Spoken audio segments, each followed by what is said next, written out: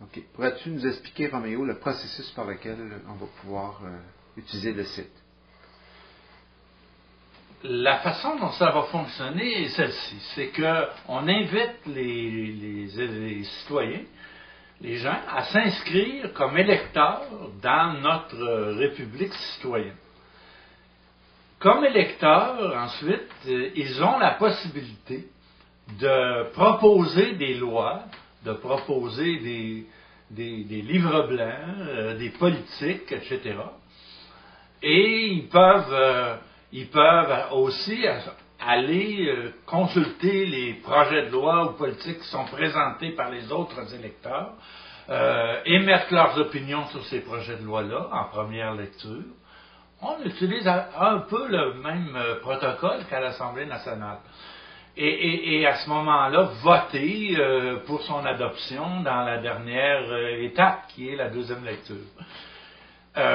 Donc, proposer des lois, des règlements, par exemple, ce n'est pas, il faut pas se tromper, là.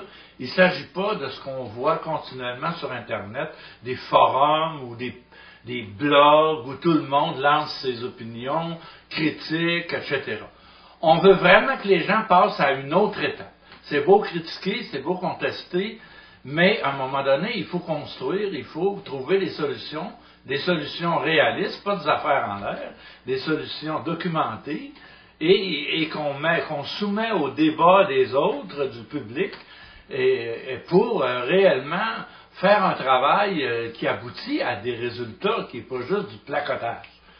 Alors, le processus législatif qui est proposé aux gens sur le site, il est très exigeant. On leur demande de formuler une loi, son objectif, de la formuler en termes précis, en termes brefs, en 2-3 articles, de monter un dossier de documentation sur leur loi, les arguments pour et contre, et de la soumettre en première lecture à la consultation des autres électeurs, pour finalement aboutir à la version finale qui sera adoptée par vote s'il y a un nombre suffisant d'électeurs qui votent.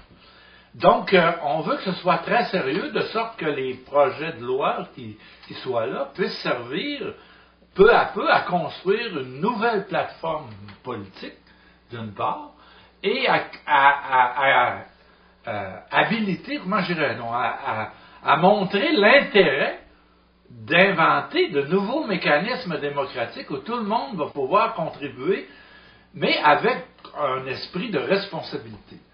Actuellement, les gens étant déçus de tout ce qui se passe, critiquent, dénoncent, mais personne ne fait l'effort de construire un projet politique cohérent, et on se retrouve devant rien, et c'est des huluberlus de la droite qui risquent de prendre le pouvoir parce que on est devant rien.